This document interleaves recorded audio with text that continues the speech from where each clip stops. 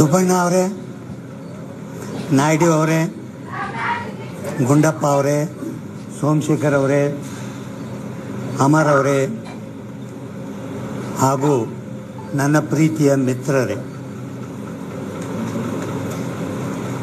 ನಾನು ಈ ಮೀಟಿಂಗ್ ಬಗ್ಗೆ ಬಂದು ಮಾತಾಡ್ತೀನಿ. ನಾನು ಜಾಸ್ತಿ ಹೇಳಕ್ಕೆ ಹೋಗಲ್ಲ. ನಾವು ಏನು ಮುಂದೆ ಮಾಡಬೇಕು ಅಷ್ಟೇ ಮಾತಾಡ್ಬೇಕಂತ ಮಾಡಿದ್ದೀನಿ. ಇಲ್ಲಿವರೆಗೂ ಏನಾಗಿದೆ ಪ್ರತಿಯೊಬ್ಬರಿಗೂ ಗೊತ್ತಿದೆ. ಈಗ ಏನು ನಡೆದಿದೆ, ನಾವು ಮುಂದೆ ಏನು ಮಾಡಬೇಕು ಅಷ್ಟೇ. ನಾ ಮೇಲೆ ಮೇಲೆ ಹೇಳಿದರೆ ನಿಮಗೂ ಬೋರ್ ಆಗುತ್ತೆ. ಏನಪ್ಪ ಇವನು ಬರೀ ಇದೆ ಹೇಳ್ತಾನೆ. ಪ್ರತಿಯೊಂದು ಡಿಸ್ಟಿಕ್ಕಲ್ಲಿ ಮೀಟಿಂಗ್ ಮಾಡೋದು ಡಿಸೈಡ್ ಮಾಡಿದ್ದು ಒಳ್ಳೆಯ ಕಾರ್ಯಕ್ರಮ.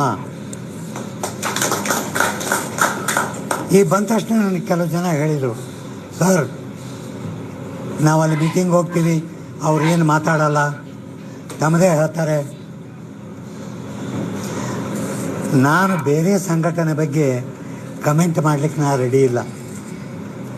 ಬೇರೆ ಸಂಘಟನೆಗೆ ಕೈ ಮುಗಿದು ಕೇಳ್ಕೊತೀನಿ, ನಮ್ಮ ಜೊತೆಗೆ ಸೇರ್ಕೋರಿ. ಅವ್ರೇನು ತಿಳ್ಕೊಂಡಾರ, ನಾನೇ ಮಾಡಬಲ್ಲೆ. ಹೆಂಗಾಗತ್ತೆ ಸರ್? ಇಲ್ಲಿ ಹೋಗಿ ಒಂದು ಮೀಟಿಂಗ್ ಮಾಡಿ ಒಂದು ಮೆಮೊರಂಡಮ್ ಕೊಟ್ಬಿಟ್ರೆ ನನ್ನ ಕೆಲಸ ಆಗುತ್ತಾ? ಅದಕ್ಕೆ ನ್ಯಾಷನಲ್ ಬಾಡಿ ಜೊತೆಗೆ ಸೇರಬೇಕು. ನಾವು ಎಷ್ಟು ಸರಿ ಮಿನಿಸ್ಟರ್ಗಳನ್ನ ಮೀಟ್ ಮಾಡಿದ್ದೀವಿ, ಎಷ್ಟು ಬೇರೆ ಪ್ರೈಮ್ ಮಿನಿಸ್ಟರ್ ಮೀಟ್ ಮಾಡಿದ್ದೀವಿ, ಆದರೂ ನಮ್ಮದು ಒಂದು ಹಂತಕ್ಕೆ ಬರೋಕ್ಕೆ ಒದ್ದಾಡ್ತಾ ಇದ್ದೀವಿ. ಈಗ ಇಲ್ಲೋಗಿ ಬಂದ್ಬಿಟ್ರೆ ಕೆಲಸ ಆಗ್ತದ? ಆ ಮೆಂಬರ್ ಬಗ್ಗೆ ನಾ ಏನೂ ಹೇಳಲ್ಲ. ಅಲ್ಲಿ ಮೆಂಬರ್ಶಿಪ್ ಇರಲಿ ನೀವು, ಬಟ್ ನನ್ನ ಜೊತೆ ಕೊಡಿ. ನಿಮ್ಮ ಸಂಘಟನೆಯ ರೂಲ್ಸ್ ರೆಗ್ಯುಲೇಷನ್ನು ನೀವು ಫಾಲೋ ಮಾಡಿರಿ, ಬ್ಯಾಡ ಅನ್ನಲ್ಲ. ಕೆಲವು ಟ್ರಸ್ಟ್ಗಳು ಬಂದಿದೆ. ಈಗ ಟ್ರಸ್ಟ್ ಇಟ್ಕೋರಿ. ನಿಮ್ಮ ಟ್ರಸ್ಟು ನಿಮ್ಮದಿದು, ನಿಮ್ಮ ಕಾನೂನು, ನನಗೇನೂ ಅಭ್ಯಂತರ ಇಲ್ಲ. ಬಟ್ ನಾ ಬಂದಾಗ NACನ ನೀವು ನನ್ನ ಮೀಟಿಂಗ್ನಲ್ಲಿ ಬಂದು ನಿಮ್ಮದು ಮಾತಾಡಿದರೆ ನಾನು ಅಲೋ ಮಾಡಲ್ಲ. ನಿಮ್ಮ ಮೀಟಿಂಗ್ನಲ್ಲಿ ನೀವು ಮಾತಾಡಿ, ಪರ್ಸ್ನಲ್ ಫೋನ್ ಮಾಡಿ ಹೇಳ್ರಿ, ನಾ ಕೇಳ್ತೀನಿ. ಇಲ್ಲ ನನ್ನ ಮೀಟಿಂಗಲ್ಲಿ ಇದು ಡಿಸೈಡ್ ಆಗಿದೆ, ನೀವು ಮಾಡಿರಿ, ತಪ್ಪು. ನಾನು ಒಂದು ಡಿಸಿಷನ್ ತೊಗೋಕಾರೆ ನನಗೂ ಅಪೆಕ್ಸ್ ಬಾಡಿ ಇದೆ.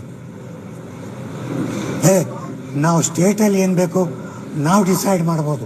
ಕೆಲವು ಜನ ಅಂತಾರೆ ನನ್ನ ನ್ಯಾಷನಲ್ ಬಾಡಿ ಏನು ಹೇಳುತ್ತೋ ನಾ ಅದನ್ನೇ ಫಾಲೋ ಮಾಡವ, ಬೇರೆ ಯಾವುದು ಕೇಳಲ್ಲ ನಾನು.